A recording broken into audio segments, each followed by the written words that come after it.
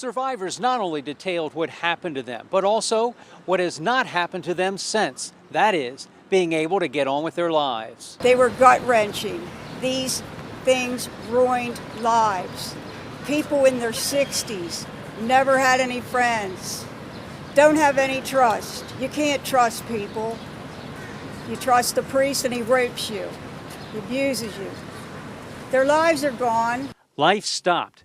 A common theme thread through the testimony of 8 survivors of child sex abuse by Catholic priests and the Baltimore Archdiocese. Several cried, others wiped away tears. Many said they turned to drugs and alcohol to numb the pain. And because of the church's influence, they felt they couldn't tell anyone for fear no one would believe them.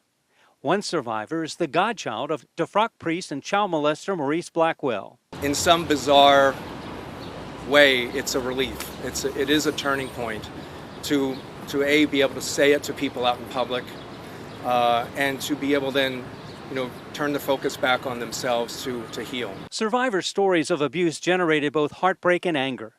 A female survivor told the judge and a packed courtroom how helpless and trapped she felt after being raped by a priest who said it would be our little secret. A man who was abused explained how terrified he felt that a highly regarded person of authority abused him, and how that abuse turned his world upside down and into a life sentence of solitude. They said it felt like a slap in the face when they complained to the Archdiocese and the church offered counseling. You heard those stories. You heard what these people did. He bears responsibility. The entire Roman Catholic Church bears responsibility, and let's try not to forget that. Survivor Frank Schindler is referring to Baltimore Archbishop William Lori. He sat just a few feet away as each survivor spoke. The Archbishop left the courthouse without commenting. Survivors say it is about more than just the money. Truly, beyond the money, how can we make sure this doesn't happen again? The Survivors Committee has been meeting with the Archbishop and his staff as recently as Monday. Participants describe the meeting as productive and forward-thinking. So far, as many as 320 people have filed a complaint. The deadline is May 31st.